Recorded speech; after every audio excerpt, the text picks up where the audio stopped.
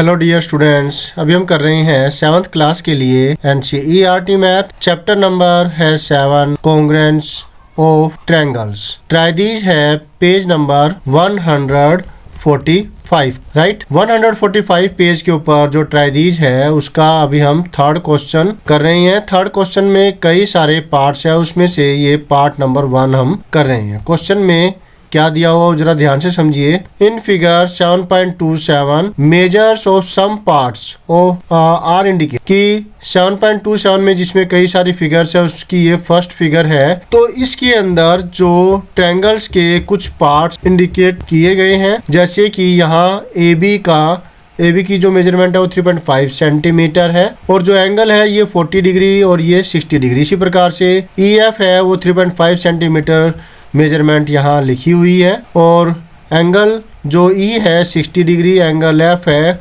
वो 40 degree given है। By applying ASA congruence rule, angle side angle congruence का इस्तेमाल करके, कॉन्ग्रुएंस रूल का इस्तेमाल करके state which pairs of triangles are congruent. तो जो ट्रायंगल्स यहाँ पेयर्स दे रखी हैं उनमें से कौन से पेयर्स कॉन्ग्रुएंट है, और अगर वे कॉन्ग्रुएंट है मतलब एक दूसरे को पूरा ढक लेंगे, बिल्कुल एग्जैक्ट फिगर होगी। जैसे कि एक ही दरवाजे के अंदर जो ये जैसे गेट है तो यहाँ पर दो दरवाजों का भी होता है ना कई बार तो बिल्कुल एक दूसरे को ओवरलैप करेंगे, राइट। इसी प्रकार से एक ही जो क्लास की मतलब एक ही टाइप का रजिस्टर है, टाइप सेम है, एक ही टाइप का रजिस्टर है और वो एक ही कंपनी का है, सेम प्राइस है, तो होता है ना जैसे स्कूल की नोटबुक्स होती है तो बिल्कुल एक दूसरे को कॉन्ग्रुएंट करती है, दूसरे को पूरा ढक लेती। तो वैसे ही जो ये फिगर्स है कौन कौन सी कॉन्ग्रुएंट है आपको ये बताना, ठीक है। ये तो नोटबुक के लिए मैंने बनाया था, टॉप व्यू है इसका।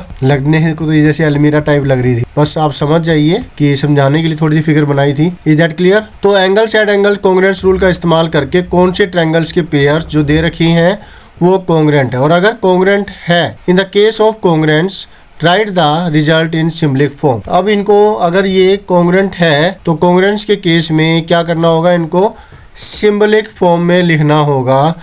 सिंबलिक फॉर्म का मतलब क्या हुआ, जैसे मान लेते हैं ट्रायंगल ABC कॉन्ग्रुएंट है इस प्रकार से ट्रायंगल DEF, तो ऐसी कुछ फॉर्म में लिखना है। अब एग्जैक्टली ये आएगी ये तो हम कह नहीं सकते, इसके अंदर ये भी हो सकता है कि ये DEF की बजाय DFE आ जाए या फिर FDE आ जाए, कुछ भी आ सकती है। तो वो तो डिपेंड करेगा जो इनकी साइडों की जो एंगल वगैरह दे रखे हैं उस पर। तो देखेंगे अभी, जैसे आपने पहले वाले भी ट्राई दीज की है तो आपको क्लियर हो गया होगा कि ये बदल सकते हैं, DEF भी आ सकता है, DFE भी आ सकता है। तो फिर अब पहले हम इनके ट्रायंगलों के नाम लिखते हैं। देखने पर तो क्लियरली कि ये दोनों ट्रायंगल ही जो है कॉन्ग्रुएंट है, जो ये वाला ट्रायंगल जो है और ये वाला ट्रायंगल है, ये दोनों ही कॉन्ग्रुएंट है।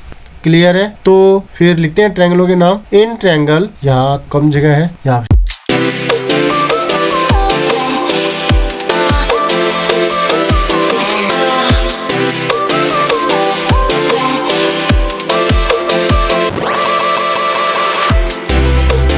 इन ट्रायंगल, पहले ट्रायंगल का नाम लिख दिया जो कि है ABC एंड ट्रायंगल DEF। ये दोनों ही जो ट्रायंगल कॉन्ग्रुएंट है मैं बता रहा था आपको, क्योंकि ये 3.5 सेंटीमीटर है और ये 3.5 सेंटीमीटर, और इसके जो दोनों कोनों पर जो एंगल बने हुए वे भी इक्वल है। ये 40 है और ये भी 40 है ना, और ये 60 है और ये भी 60 है, तो जिसकी वजह से और जो दो साइडें हैं वो भी इक्वल दे ही रखी है, जिसकी वजह से ये क्या हुए, दोनों ट्रायंगल्स कॉन्ग्रुएंट है। तो देखने में पता लग रहा है ये तो, तभी हम इसको अब तरीके से करेंगे। In triangle ABC and triangle DEF दोनों के नाम लिख दिए, और फिर आपको क्या करना है, इनके पार्ट्स लिखने। ABC के अंदर AB बराबर है किसके, EF, दोनों ही 3.5 सेंटीमीटर है। तो ये हम इसका कारण जो है वो जरूर लिखेंगे कि ये हमें गिवन है, ठीक है। नेक्स्ट जो पार्ट है वो आपको लिखना है एंगल A बराबर में एंगल F, एंगल A बराबर है एंगल F बराबर में 40 डिग्री, और ये भी क्या है, ये आपको यस ये गिवन। अब नेक्स्ट जो पार्ट है वो है कौन सा, एंगल B एंगल E के बराबर है, एंगल B बराबर है एंगल E के बराबर में 60 डिग्री, और इसका कारण भी आपको लिखना होगा कि ये क्या है आपको, यस ये है आपको गिवन। इतना करने के बाद अब आपको कॉन्ग्रुएंसी का नाम लिखना है। Bye angle side angle congruence rule. अब ये angle side angle congruence rule क्यों हुआ? ये इसीलिए हुआ क्योंकि दो एंगल और उनकी जो बीच की साइड है वो बराबर आई है, दूसरी तरफ दो एंगल और उनकी बीच की साइड के, जिसकी वजह से ये दोनों ट्रायंगल्स क्या हुए? कॉन्ग्रुएंट हुए। और जो रूल है कॉन्ग्रुएंस का इसमें शामिल हुआ वो है एंगल साइड एंगल का, जिसकी वजह से ये स्टेटमेंट यहाँ लिखी गई। ठीक है, तो अब ट्रायंगलों के नाम लिख देंगे कि पहले ट्रायंगल आएगा, ट्रायंगल हमने ABC लिख ABC कॉन्ग्रुएंट, ये सिंबल लिख फॉर्म, ये सिंबल है कॉन्ग्रुएंसी का ट्रायंगल। अब इन दोनों में अब ये देखिए यहाँ तो एग्जैक्टली हमें पॉइंट मिले हुए कि A का कोरस्पोंडिंग F है और B का कोरस्पोंडिंग E है। दैट्स इट, कोई दिक्कत वाली बात नहीं है। जैसे पहले जो दो केस आए थे हमारे, जिसके अंदर हमने ट्रिपल एस कॉन्ग्रुएंस रूल है और side angle side congruence rule किया था, तो उसके अंदर हमने दो साइडों को कॉमन लेने के करके कुछ मेथड से किया था, वो आपको याद होगा अगर आपने वे वाले सब अच्छे से समझी है, राइट। तो अब फिर इनमें जो A का कोरस्पोंडिंग तो F है, तो A की जगह F लिखेंगे। A पहली पोजीशन पर है तो यहाँ पहली पोजीशन पर हम जो है F लिख देंगे। ठीक है, F लिख दिया मैंने। नेक्स्ट है B का कोरस्पोंडिंग पॉइंट E है और B जो है वो सेकंड पोजीशन पर है, तो सेकंड पोजीशन पर हम जो है ये E लिखेंगे। थर्ड है जो कि C है। बच गया कौन?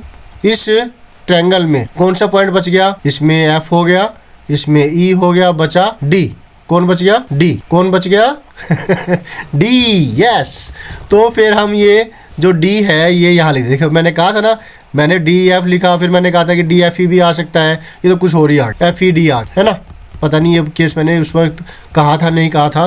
तो ये ऐसे होता है, कॉन्ग्रुएंसी को ध्यान से करते हुए आपको इस तरीके से इनके पॉइंट जो है वो आपको लिखने चाहिए। ठीक है, तो एक बार दोबारा चेक कर लेते हैं। A का कोरस्पोंडिंग पॉइंट होना चाहिए F, है क्या? यस, A का है F। और B का कोरस्पोंडिंग पॉइंट होना चाहिए दिस E, तो B का कोरस्पोंडिंग पॉइंट E है, बचा कौन? D, तो वो D यहाँ लिख। ठीक, तो होप सो आपको अच्छे से ये समझ में आ गया होगा। तो मिलते हैं नेक्स्ट वीडियो में, जिसमें हम करेंगे जो नेक्स्ट पार्ट इसका थर्ड क्वेश्चन का सेकंड पार्ट है वो करेंगे। Always have a great time, bye.